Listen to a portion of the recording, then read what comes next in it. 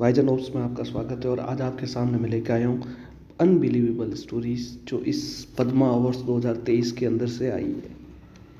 उन आम लोगों के बारे में बताने जा रहा हूँ जिनको पद्मश्री अवार्ड दिया गया और उन आम लोगों की ज़िंदगी आप देखोगे तो पता चलेगा कि जीरो रिसोर्सेस में भी वो कैसे काम कर रहे हैं, वो कैसे।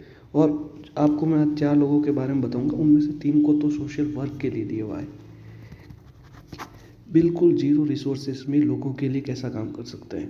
मैं आपको उन लोगों के बारे में बात नहीं बता रहा जो चार्टर में घूम रहे हैं, जो एरोप्लेन में घूम रहे हैं, एनजीओ से जुड़े हुए हैं, फ्लाइट लेके जा रहे हैं। नहीं, बिल्कुल आदिवासी लोगों से जो किस तरह अपने काम में इतने निपुण हैं कि उन्हें कला के क्षेत्र में लोगों के लिए कितने वो जुड़े हुए हैं लोगों से, तो उनको सोशल वर्क के लिए पद्मश्री मिला। तो चलो स्टार्ट करते हैं। तो सबसे पहले अपन थोड़ा इंट्रोडक्शन देख लेते हैं पद्मा अवार्ड्स का।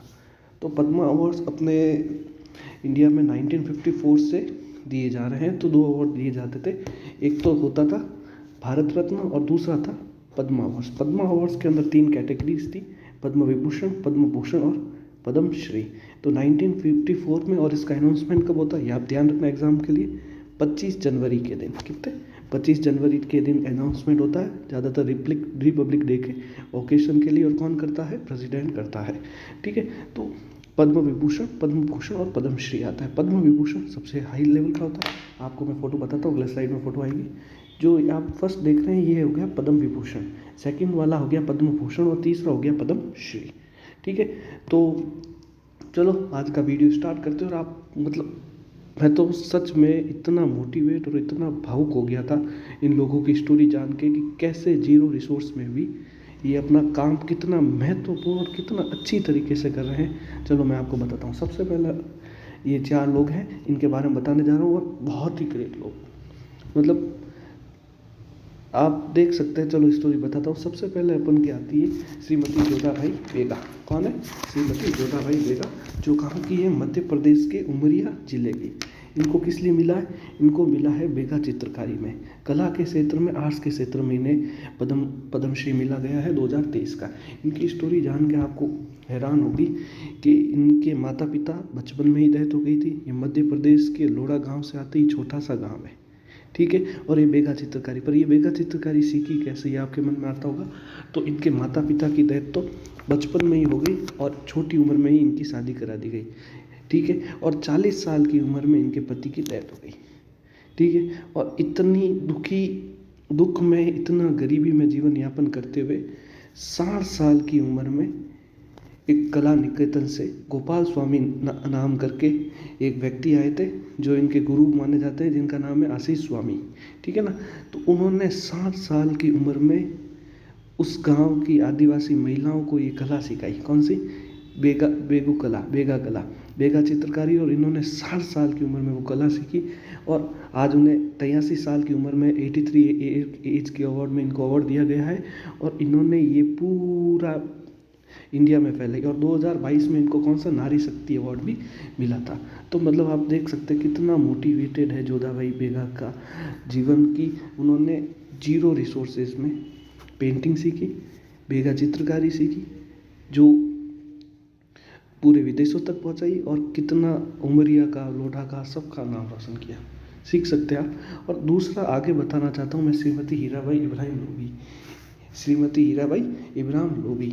इनको मिला है सोशल वर्क में, समाज सेवा में। ये कहाँ से आते हैं? ये आते हैं सिद्धि ट्राइब है, जम्बूर विलेज, जूनागढ़ इन गुजरात से। कहाँ से?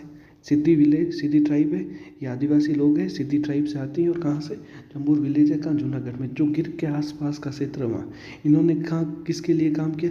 इन्होंने अपलिफ्टमेंट के लिए, महिलाओं के उत्थान के लिए और बच्चों के विकास के लिए उन्होंने काम किया। और 700 महिलाओं और 700 बच्चों को उन्होंने सेवा दी। ठीक है, और इन्होंने 2004 में महिला विकास फाउंडेशन की भी नींव रखी। तो आप सोचिए किस प्रकार एक आदिवासी महिला, जिनके पास ये वो नहीं है जो एनजीओ में है, एरोप्लेन से आते हैं, इंग्लिश बोलते, वो नहीं, एक आम महिला जो अपने सोसाइटी से उठकर जीरो से किस प्रकार जीरो रिसोर्सेज में लोगों की सेवा की। ठीक है, तीसरी स्टोरी अपन जानेंगे डॉक्टर शंकुरात्री चंद्रशेखर, इनको भी समाज सेवा मिला।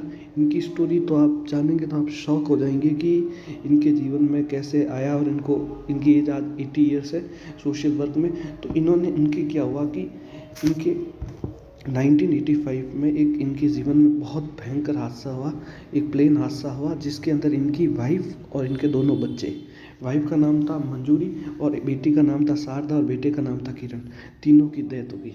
Kanishka airlines Kanishka air blast नाम से जाना जाता है और एयर इंडिया की फ्लाइट में ब्लास्ट हुआ था 1985 में आइलैंड की कोस्ट के पास।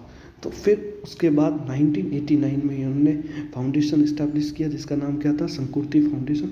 और उसके तहत उन्होंने अंधों लोगों के लिए इलाज के लिए स्टार्ट किया। 90% इन्होंने जो सर्जरीज की अंधे लोगों की वो बिल्कुल फ्री की है, ठीक है।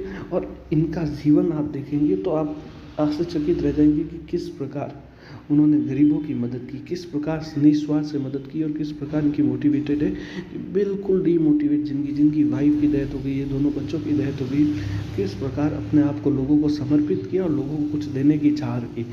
अगली बात आती है श्री वेडीवेल गोपाल और श्री मासी सड़ियन। आप लोगों ने जय भीम मूवी तो देखी थी, तो उसमें इरूला ट्राइब के बारे में बताया गया था कि किस प्रकार उनके फॉल्स केस हो जाते हैं और उनके ऊपर जेलों में किस प्रकार गलत तरीके से उनको जेलों में डिटेंशन किया जाता है। तो ये दोनों भी इरूला ट्राइब से ही आते हैं, वेडीवेल गोपाल और श्री मारी सही। इनको भी समाज सेवा मिला और ये दोनों तमिलनाडु से आते हैं, ठीक है। तो ये इरूला ट्राइब से करते हैं और इनके ये है स्नेक कैचर, ठीक है। तो इरूला ट्राइब है, उनका पुश्तैनी काम होता है, ट्रेडिशनली ये काम होता है कि सांपों को पकड़ना, उससे जहर निकालना और उनसे दवाइयाँ बनाना। तो इनको भी समाज क्षेत्र में मिला और दोनों को युगल में मिला। ये जो सांप पकड़ के खड़े हैं इनका नाम है वेडीवेल गोपाल और उनके पास जो खड़े हैं 22 शर्ट में इनका नाम है मासी सड़ेन। तो आप देख सकते हैं कि किस प्रकार इतने मोटिवेटेड लोगों को पद्मा अवार्ड दिया जा रहा है, पद्मश्री अवार्ड दिया जा रहा है, जो आम लोगों से आता है। 2014 के बाद ये चेंजेस आए हैं, पद्मा अवार्ड्स लगातार हर साल देख रहे हैं कि आम लोगों को मिला है।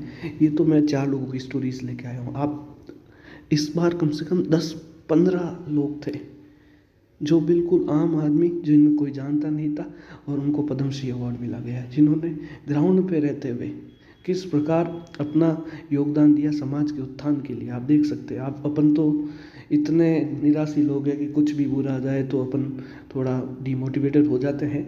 तो आप देखिए, इनसे सीखिए और अपनी पढ़ाई की। और इनके बारे में आ सकता है कि ऑप्शन आ सकते हैं, 4 ऑप्शन दे दिए कि इनमें से किसको पद्मश्री अवार्ड मिला, किसके लिए मिला है। ये छोटे एग्जाम के लिए आएगा। Thank you. मैं आपको इसलिए ये लेके आया हूँ कि आप मोटिवेट हो, किस प्रकार इनसे मोटिवेट आप हो सकते हैं। Thank you.